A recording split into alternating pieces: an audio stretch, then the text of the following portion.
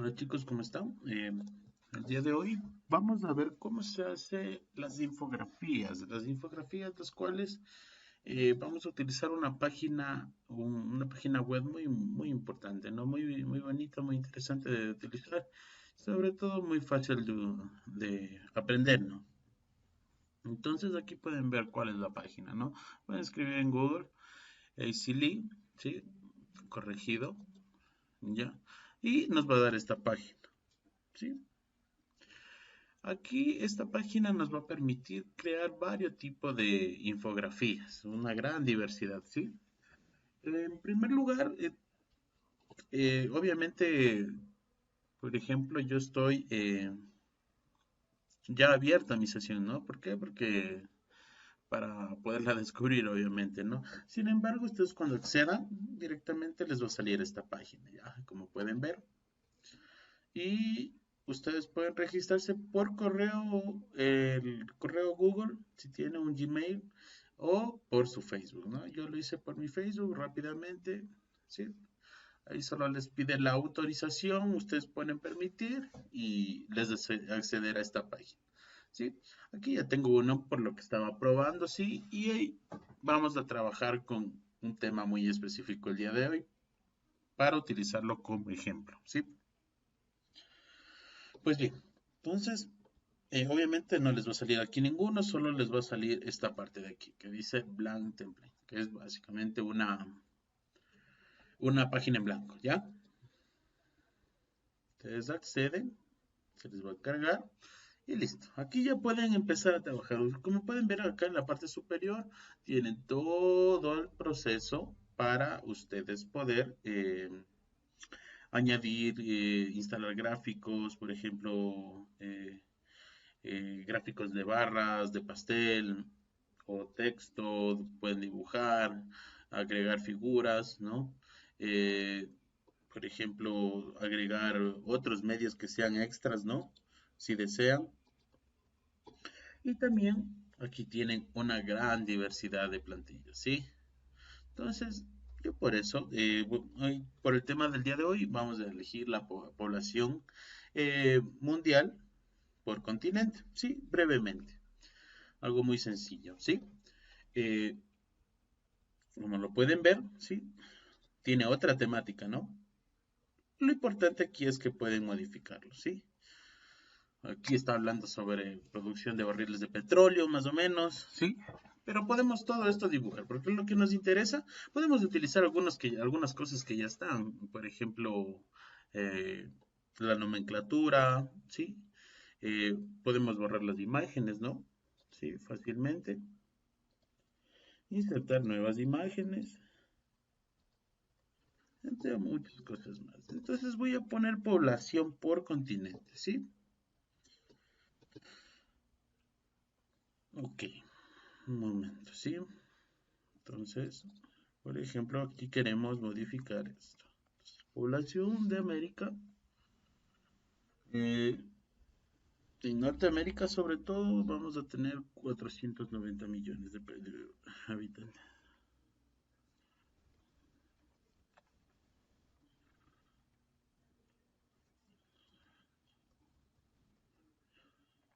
Podemos también 490 millones, ¿no?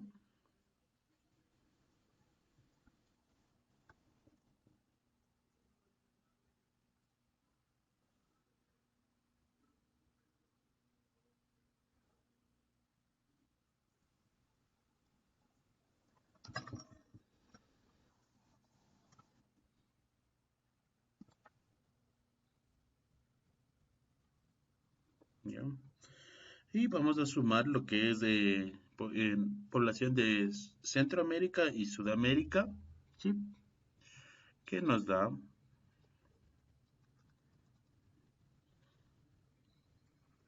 una suma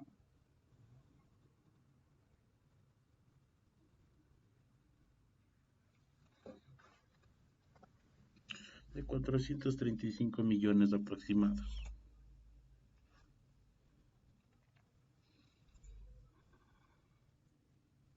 ¿Sí?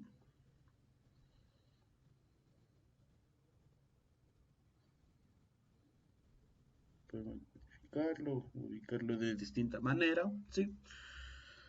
En Europa, todos estos datos los estoy tomando del texto por si acaso, ¿no? En caso de los que deseen corroborar lo de la población en la que estamos compitiendo, en el que nos compete básicamente, ¿sí? La población de Europa, estimado de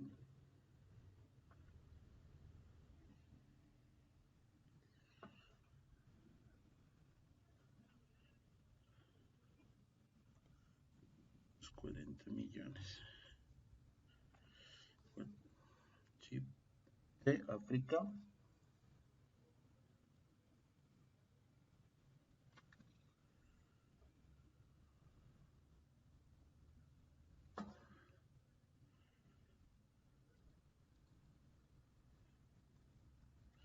África tenemos 1.166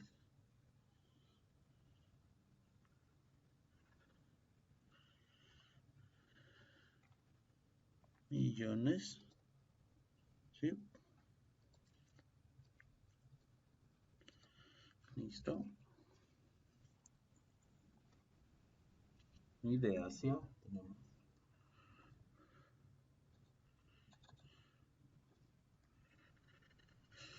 4.000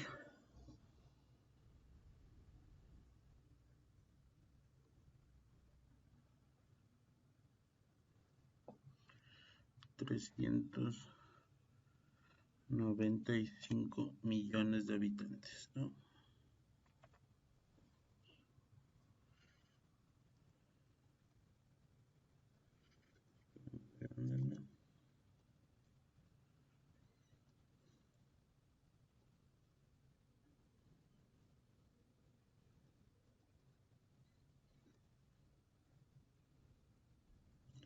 ¿Ya?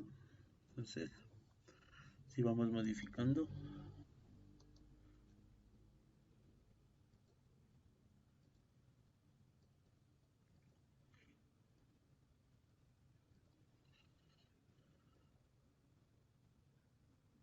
¿ya?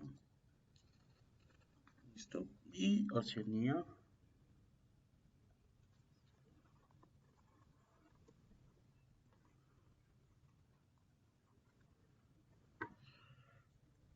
población de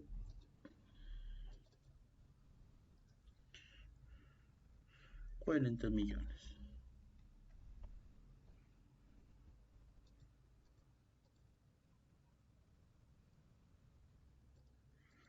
¿Sí? Obviamente que esto es un ejemplo, ¿sí? Como les dije, se puede agregar gráficos, ¿sí? Objetos, por ejemplo,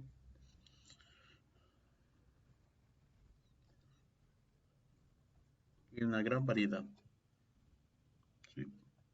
Obviamente está en inglés, pero ya eso ya es de, no es de mucha importancia, ¿no? Por ejemplo, podemos agregar o subir medios, ¿no?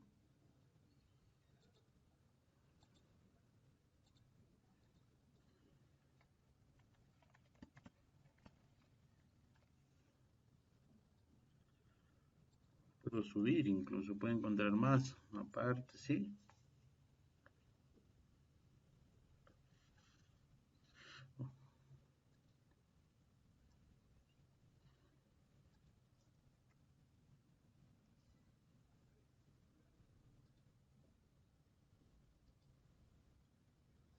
Puedo, por ejemplo, subir imágenes, como les dije. Ya tengo gente de Norteamérica, algo que distinga, ¿no?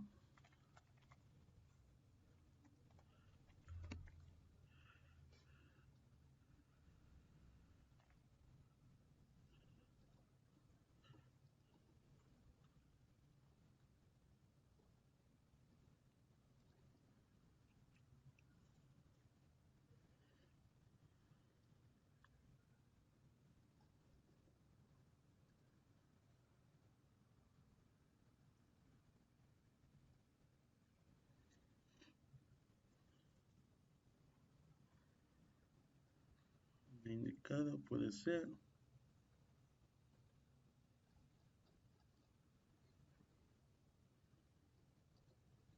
Esto podríamos agregar, ¿no?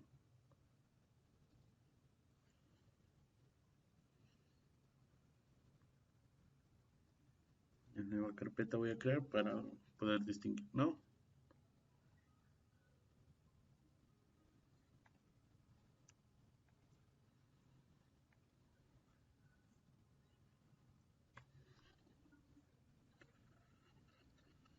Listo.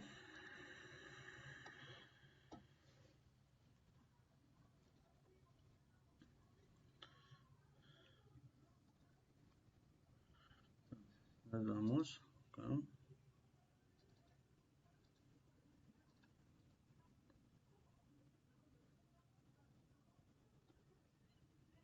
Está cargando, ¿no?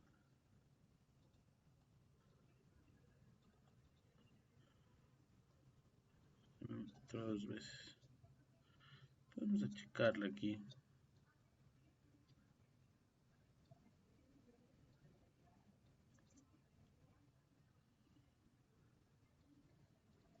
¿No?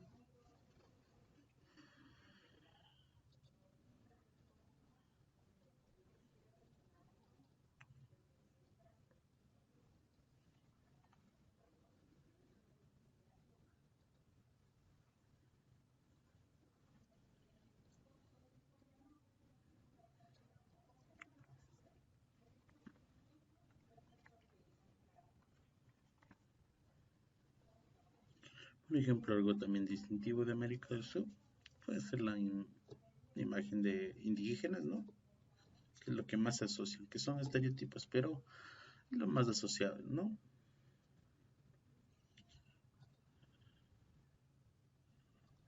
Ya, acá nuevamente, ¿no?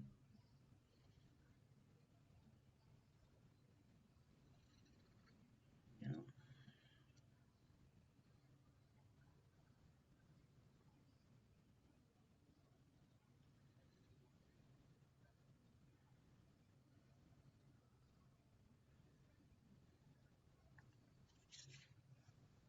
sí, obviamente estoy mostrando las funciones más básicas que tiene, ¿sí? Que tiene este programita en web, ¿sí? Y así podemos ir haciendo, agregando imágenes, modificándolas, ¿sí? Solo dando el respectivo clic. Puede ser un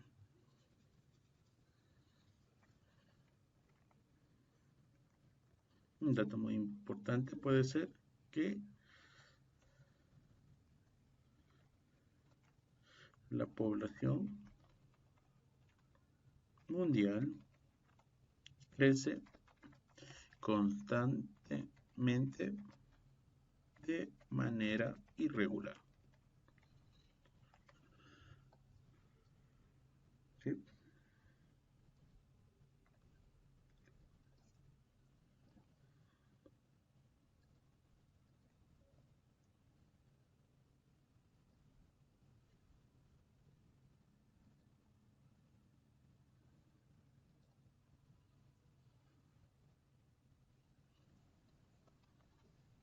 ¿Sí? Acá podemos poner también otra imagen. Puede ser, por ejemplo, ¿sí? Objetos. Eh,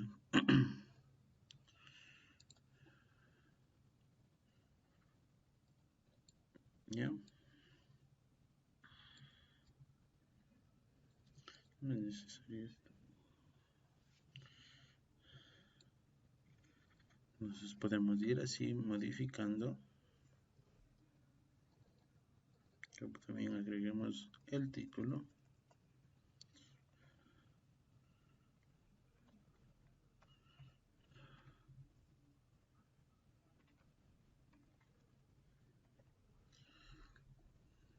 ¿Sí?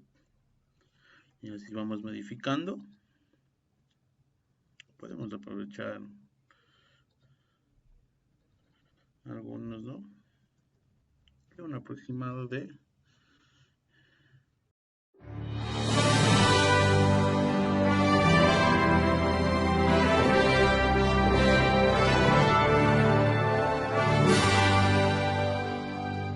Muy buenas y bienvenidos al segundo de los vídeos sobre la historia de la Revolución Francesa. En la clase de hoy vamos a hablar en primer lugar de las etapas de este acontecimiento histórico, en segundo término de los primeros sucesos revolucionarios y por último dedicaremos un apartado a la monarquía constitucional. Pues empezamos, vamos a hablar de historia. Las etapas de la Revolución Francesa. Iniciamos nuestro repaso estableciendo la cronología que tenéis aquí. El proceso revolucionario francés va de 1789 a 1815 y dentro de ese periodo, que dura un cuarto de siglo, distinguimos 5 etapas. La primera de ellas va de 1789 a 1792 e incluye tanto los acontecimientos iniciales de la revolución como la monarquía constitucional a partir de la aprobación de la Constitución de 1791. La segunda etapa es la Convención, que va desde la proclamación de la República en 1792 a la ejecución de Maximilien Robespierre en julio de 1794. Entre 1794 y 1799 el destino de Francia estuvo en manos de un gobierno republicano de corte moderado, el Directorio. Esa forma de gobierno y por tanto esa etapa tocó a su fin cuando Napoleón Bonaparte dio un golpe de Estado en noviembre de 1799, acontecimiento que conocemos como el golpe del 18 de Brumario, que dio paso al consulado. Bonaparte fue cónsul hasta 1804, fecha en la que se coronó emperador. Esta es la última etapa de la Revolución Francesa, si bien distinguimos dentro de ella dos fases, pues Napoleón fue emperador hasta 1814 y tras ser derrocado volvió en lo que conocemos como el Imperio de los 100 días, que terminó en 1815 con su derrota en la batalla de Waterloo. Los inicios de la Revolución. En 1788 la situación económica era tan desesperada en Francia que el rey Luis XVI y su ministro Jacques Necker llegaron a la conclusión de que los privilegiados debían asumir una mayor carga fiscal. Estos evidentemente no estaban de acuerdo y empezaron a presionar al rey para que convocara los Estados Generales, es decir, la Asamblea de Representación Estamental, donde iban representantes de la nobleza, del clero y del Estado llano. Un órgano, por cierto, que llevaba sin convocarse desde 1614. El problema es que al reunirse los Estados Generales en agosto de 1788, no hay ni siquiera un acuerdo sobre el sistema de votación. De esta manera, las reuniones se prolongan en el tiempo de manera improductiva, de tal modo que se llega al mes de mayo de 1789 sin que se hayan aportado soluciones a las propuestas del rey o a los cuadernos de quejas presentados por el pueblo. Sin embargo, hay un grupo mayoritario de representantes que está en contra del poder absoluto del rey. Estos mismos van a ser los que el 5 de mayo de 1789 se encierren en la sala del juego de la pelota y se constituyan a sí mismos en Asamblea Nacional, jurando no separarse hasta que no den una constitución a Francia. Y aunque no salen a la calle ni provocan ningún tipo de violencia, esto es a todas luces una revolución de tipo político, porque al declararse Asamblea Nacional indican que la soberanía recae en la nación que ellos representan y por tanto le están arrebatando poder al rey. Y por supuesto, cuando se comprometen a hacer una nueva constitución, están dejando claro que no reconocen la legalidad vigente. Sin embargo, Luis XVI no hace nada, de tal manera que la Asamblea continúa reuniéndose y aprobando documentos durante las siguientes semanas. Solo a mediados del mes de julio el monarca ordena que un ejército se acerque a la capital. Es en ese momento cuando el pueblo de París, que llevaba tiempo simpatizando con las ideas que salían de la Asamblea y que había pasado hambre como consecuencia de la carestía de alimentos, decide rebelarse el 14 de julio de 1789 en el acontecimiento que conocemos con el nombre de la toma de la Bastilla. En definitiva, se pasa de una revolución en una sala a una revolución en la calle. A pesar de la gravedad de los hechos, Luis XVI no reacciona, se empeña en ignorar a la revolución, y al final esta va a llegar a su propia casa. En octubre de 1789, una multitud de ciudadanos de París se agolpa a las puertas del Palacio de Versalles, obligando a la familia real a trasladar su residencia a la capital. Una vez allí, aunque Luis sigue siendo el rey y se le trata como tal, no es más que un prisionero de la revolución, pues no tiene más opción que firmar las propuestas y decretos aprobados por la Asamblea. Finalmente, en septiembre de 1791, aceptará una constitución por la que Francia pasaba de ser una monarquía absoluta a otra con separación de poderes, soberanía nacional, representación política y derechos civiles.